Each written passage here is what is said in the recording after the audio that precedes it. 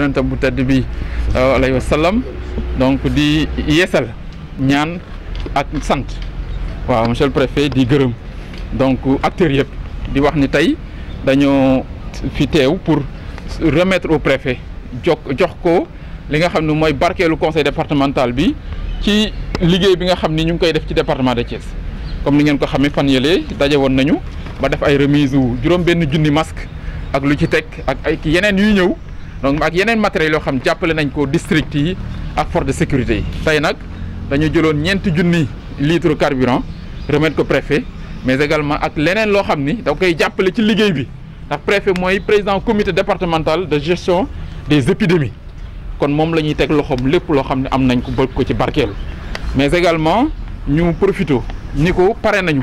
pour gën ko jàppale ci liggéey bi muy def ndax département de Thiès macha allah yaatu na mais yàlla ñuy defal sutura ñu ñaan sutura boobu yàgg te yokk te law ci Sénégal yëpp donc ñu dem bay fàttaliku lii ci jàmm donc ba tax na aussi damay profité daan ni préfet bi ñu weesoo loolu tey am na beneen phase bu ñu bëgg a sumb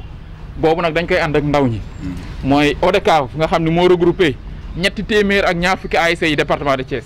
mais également conseil départemental de la jeunesse tey dañoo engagé wu pour ñun ñëpp ci département bi fukki commune ak juróom yëpp ñu daal fay dugg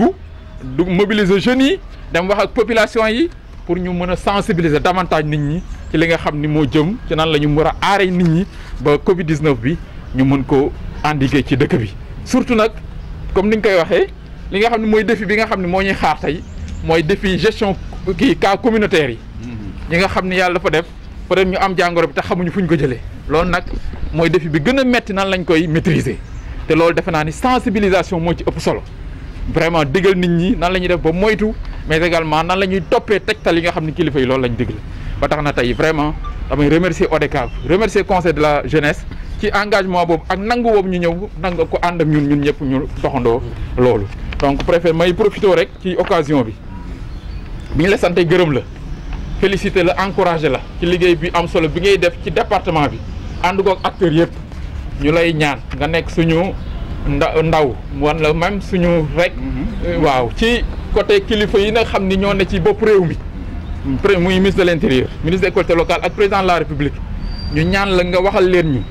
collectivités locales yi de dugal nañ seen loxo ci li nga xam ni mooy xeexu Covid 19 bi mais xalaatoon nañ ni suñ leen yombaloon mbiru réaménagement budgétaire sans que ñu woo conseillers yi ndax ñun conseil départemental téeméeri conseil lañ suñ leen bëggoon a woo ndaje day am mais fan lañ leen di dugal pour mën a demander ñu jële fii budget yóbbu fii te comme yàlla def ne doo voté nañ budget yi ba pare suñu président de la république mënoon a may wala mu wutal ñu possibilité ñu mën a def ay réaménagement budgétaire renforcer lii ñi nga xam ne mën nañ ko mobiliser pour lutter contre le Covid 19 loolu defe naa ni collectivités locales yi suñu leen ko permettroon dina leen permettre ñu gën a dugal seen loxo ci mbiru xeexu Covid 19 bi ci Sénégal loolu daal mooy li nga xam ni bëggoon naa ko wax préfet. vraiment di la sant di la gërëm di la ñaanal suñu borom aussi yàlla may la ndam ci département bi. ci xeex bi nga xam ne ñun ñëpp sumboon nañ ci. te ñaan suñu borom yàlla may ñu ci ndam may ci ndam. En tant que président du comité départemental de gestion des épidémies moo nekkoon ñëw di nangu ci loxoy président bu conseil départemental bu Thiès benn appui contribution boo xam ni nii ba mu ñuy jox matériel ay masque ay gel ay matériel médical la ñu ko digoon fekk ma waxtaan ceeg moom ci soxla bi nga xam ni comité départemental de gestion dina ko soxla ci wàllum xaalis pour mën a alors dimbali force de défense et de sécurité yi en termes de carburant. Immédiatement mu ni ma loolu lu mën a nekk la ndax lu war a nekk la ba mu ko waxee ca gannaaw ëllëg sa la ko def muy enveloppe n'est-ce pas bu 5 millions bu dara tojul boobu moo ñu permettre vraiment ci diligence am tey ñu mën a am lii nga xam ni moom la ñu jox léegi lu toll ci 4000 litres n'est-ce pas de carburant. Alors la ca des fi mu nekk nii ma nga ñu denc ci compte bi ñu ubbi ca PAMECAS donc loolu ñun en tant que président comité départemental en tant que autorité administrative bu ñu gisee ni institution yi dañ ci jàpp lu mel ni ay conseil départemental mais ñëw fàtte yeneen yitte yëpp pour ñëw jàpp ci xeex bi ñun dañuy am mbégte dañuy am fierté di vraiment liggéey ak ñu mel noonu ñi nga xam ni alors dañuy bàyyi xel seen askan dañuy bàyyi xel problème yi nga xam ni mooy les problèmes du moment les problèmes de l'heure donc vraiment ci turu président de la République ci turu gouvernement bi ci turu gouverneur de la région ci turu comité départemental bépp vraiment dama leen di gërëm di leen di sant ci ni ngeen jàppee ci liggéey bi parce que jàpp aussi dafa war a am jàppin nuñ ko war a jàppee non seulement yéen a ngi ñuy digal ci seen xel ak ci seen xalaat mais également yéen a ngi jël ci seen gafaka di ñu ko jàppale te yemu leen foofu da ngeen également bëgg a boole toute la jeunesse ci biir xeex bi parce que xeex bii nga xam ni moom la ñuy xeex mu nekk xeexu coronavirus mu war a jëm ci d'abord ci comportement ak ci mentalité communication ak sensibilisation moo ko mën a lal te loolu nag alhamdulilah yéen ba ngeen ko comprendre conseil départemental ba tax ngeen yëkkati lu tolloog 3 millions bëgg ko dugal ci loolu à travers n'est-ce pas les ASC donc du ñu def vraiment lu dul rafetlu ko vraiment di ci kontaan bu baax a baax di rafetlu également ànd bi nga xam ni yéen a ngi koy ànd ak l'administration publique départementale. am na leneen loo toftal sa wax muy que ñu mën na leen jàppale dimbali leen yéen collectivités territoriales yi ñu woyofal procédure yi nga xam ni mooy tax seen i kuréel di daje wala boog mooy tax ngeen di mën a génne ay jumtukaay pour mën ko jëmale ci askan bi ma ni loolu yóbbante bu neex a yóbbu la ndax fañ ko jëme ñooña déjà xam naa ni yéen ak ñoom a bokk xalaat ndax ku déglu président de la république gis également mesure d'urgence yi nga xam ni jël na ko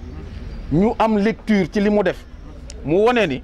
désormais ak xeex bi ressource pays bi li mu am ci lépp daf ko orienté waat ci ménage yi orienté ko ci entreprise yi pour mën leen a jàppale ñu traverser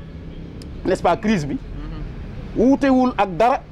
muy proposition bu intelligente bu intéressante bi ngeen def maanaam dañuy territorialiser rek la stratégie au niveau n'est-ce pas des collectivités territoriales pour que in fine communauté bi nga xam ni moo tax état central di daw moo tax collectivité territoriale di daw ñu mën a jot ci facilité yooyu loolu incha allah mbégte laa koy jottale mais également ci njaxlaf laa ko fas yéenee jottale. marché central moom tëjuwut tëjaguñ ko ñu bari dañ jàppoon ni toll na fuñ ko war a mën a tëje définitivement ñii ni déedéet nañ ko tëj ñetti fan yu ne mu ubbi ñeeni non nañ ko bàyyi muy tëj chaque jour waaye nag ñu di ko tëj bu 14 heures jotee proposition bu mujj boobu ci lañ mujj d'accord après gouverneur daal di koy entériner jël décision bi actuellement jël nañ arrêté yi te ñi ngi ko commencé di jëfe jakartaay li ñuy xaar ci ñoom mooy ñu dawee ndigal bi ba mu jibee yàgg na nee nañ leen fi mu nekk nii fi mbir mi toll alors du ñu accepter benn moto di yàpp lu ëpp benn nit boobu mooy ki koy dawal xanaa du mu ne donc benn moto bu ne mënul yàpp lu ëpp benn nit ça veut dire que donc liggéeyu Jakarta moom mënatu la ne parce que kenn du yóbbu sa bopp alors mbir mi noonu la demee képp nag koo xam ni gis nañ la nga supporter policiers yi jot nañ instruction yi ci war te kuñ ci jàpp en tout cas dinañ ko jëflante. waaw xam nga gestion publique moo xaw a jafe parce qu'il faut toujours tenir la balance égale mais ci li ñu mën ñi ngi fexe ba mesure bu ñu jël war ko appliquer ñu def ko vraiment avec objectivité et neutralité parce que loolu tamit mooy principe administration publique maintenant il faut que cas yi ñu di ko régler au cas par cas tey boo ma nee damaa yor grande surface te yow sa grande surface boobu nekk ci biir marché bi dañ koy boole ci marché bi mesures yi appliqué wu ci marché bi appliqué wu ci grande surface bi mais bu fekkee da ngaa doon grande surface nekk ca bopp koñ comme boutique bopp koñ wala nga nekk ci benn ndandu fay boo xam ne nii wax dëgg yàlla sore na ak marché bi mënuñu la appliquer mesures yi ñuy appliquer marché bi parce que du boobaa alors forte concentration convergence humaine bi am ci marché mais mënul am ci yeneen grande surface yi nekkul ci diiwaanu marché mais nag administration dina veiller à ce que grande surface bi nga xam ne nekkul ci biir marché aussi te mu am ay affluence ñu réglementé ko de respecter distanciation sociale, les mesures d'hygiène à l'entrée, à l'intérieur, à la sortie. À multiplier ces actions. Je voudrais simplement vous dire également qu'aujourd'hui, avec les jeunes, nous avons décidé également de lancer la deuxième phase donc de la lutte contre le Covid-19 dans le département de Thiès. Parce qu'aujourd'hui, le défi auquel nous sommes confrontés, c'est le défi de la maîtrise des cas communautaires. Et l'ODCAV de Thiès, qui regroupe les 325 ASC du département, et le conseil départemental de la jeunesse du département de Thiès, donc se sont engagés en partenariat avec le conseil départemental pour mener des actions d'envergure dans le département de Thiès. Donc une subvention de 3 millions leur est accordée pour mener ces actions dans le département. Donc aujourd'hui, nous avons une équipe de jeunes dynamiques, engagés, prêts à vous accompagner, monsieur le préfet, dans vos efforts inlassables d'endiguer la pandémie dans le département de Thiès. C'est l'occasion pour moi vraiment de les féliciter et de les remercier aussi vraiment pour cet engagement citoyen et républicain face naturellement à ce défi qui nous interpelle nous tous. J'en profite, monsieur le préfet, pour vous demander d'être notre interprète auprès du ministre de l'Intérieur, mais également du ministre des collectivités locales et du président de la République pour que les collectivités locales soient autorisées à procéder à des réaménagements budgétaires sans pouvoir plus ou moins convoquer les conseils délibérants. Et qu'à travers les bureaux exécutifs,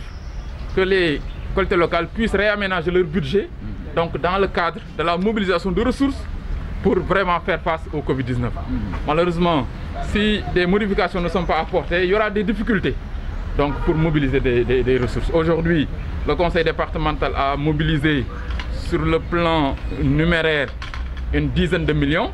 et sur le plan matériel une trentaine de millions que nous avons remis donc,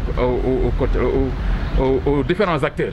Mais nous sommes disposés, monsieur le préfet, à faire plus et mieux.